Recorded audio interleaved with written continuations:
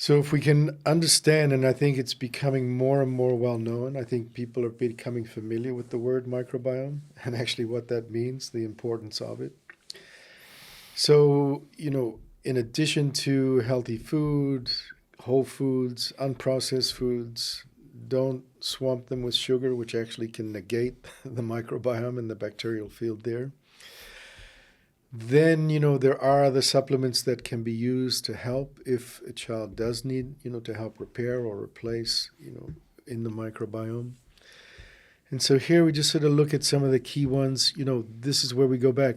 Prebiotics, probiotics, postbiotics. Those are the active entities in the microbiome. Colostrum, that first, before the mother's milk and she starts nursing, colostrum, the first 2 to 3 days comes in, also establishing the base, that ecology for the microbiome. And in terms of vitamins and minerals, we really understand now that the antioxidants play a key part. So especially, vitamin A, B, C, D, and E. And then the antioxidant and immune minerals, the iron, the selenium, and the zinc, also very important. So I think if we keep that perspective of with our children, like from the very beginning, are what we're doing, are what we providing them, is it helping their microbiome? That is the first sort of point where we can start preventatively maintaining a healthy microbiome, healthy immune system, and hopefully avoid a lot of these consequential immune imbalances. Yes, but when we use those compounds, we have to do it judiciously, as much as a certain vitamin or supplement may help. I often have people say, well, I took one of these pills, so 2 or 3 pills a day would be even better. Yeah. It doesn't always work that way. Absolutely. They have to use it judiciously and understand the pros and cons of whatever we take in our body. Mm-hmm. There's no question. Yeah. At the first 7 years, we get a lot of questions coming through social media, Instagram, Facebook, primarily some Twitter. Have a couple of questions for you, some of which I know you've answered in part and some in full, but just to reiterate, and this is a really important one, and that it is from Susan on Facebook, who asks, how do frequent infections in childhood relate to potential immune imbalances? I wonder if she's even asking the question to suggest that, again, kind of we talked about this at the top, maybe getting frequent infections. There's a point at which these infections are too frequent, obviously, but there's a healthy balance here. Like you kind of want kids to get sick, just not too sick. Well, I understand, but you need to understand why they're getting sick, right. Okay? Mm-hmm. For example, another area that I've done a great deal of research is in environmental contamination, okay? Mm-hmm. As we know, we're going through huge changes because of global warming. We're getting all sorts of more storms. We're getting contamination of buildings and residences, and mold starts growing, and children are exposed to these in and out. And it doesn't merely happen at home.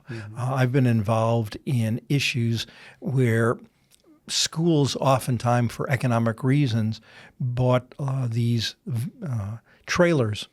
And the trailer is nothing more than a metal box that leaks. And incubates mold. And then incubates mold, and the children get very, very ill. So if a child has chronic illness over and over again, you need to say, what are they exposed to and who they are exposed to? So yes, many diseases are communicable, but many of these diseases are environmental as well. Sure. And we have a responsibility to investigate that. Yep. Such a great point. No, absolutely. It's as if something is simmering underneath that's constantly stressing the immune system, then they won't be as capable if something acute comes along to deal with it, because the immune system's already tied up dealing with this subacute. Right. And if you keep feeding your child, certain products thinking it's going to overcome it, you're dealing with the symptom and not the disease. Sure. Interesting. And, we talked about Be Sure. Love it. People should know about it. But Jody from Facebook's asking, are there specific tests parents should request from their pediatrician to evaluate their child's immune health at an early age? I mean, I get it. It's prohibitively invasive to be doing blood draws on a 2-year-old just to look at their white blood cell count. But are there non-invasive tests that parents could suggest their pediatricians do more? In general, there are not. The issue is document the chronicity of the problems that they're experiencing. Obviously, if a child's not verbal, that's quite difficult, okay? Yeah. But you need to determine why a child is continually being symptomatic. There's got to be a reason. That is not normal, all right? It's certainly not normal. And before you entertain our test, there are more rudimentary tests, like a simple blood count, for example. And for that, you don't have to do anything more than a very small little pinprick. That it's not going to cause any significant discomfort to the child.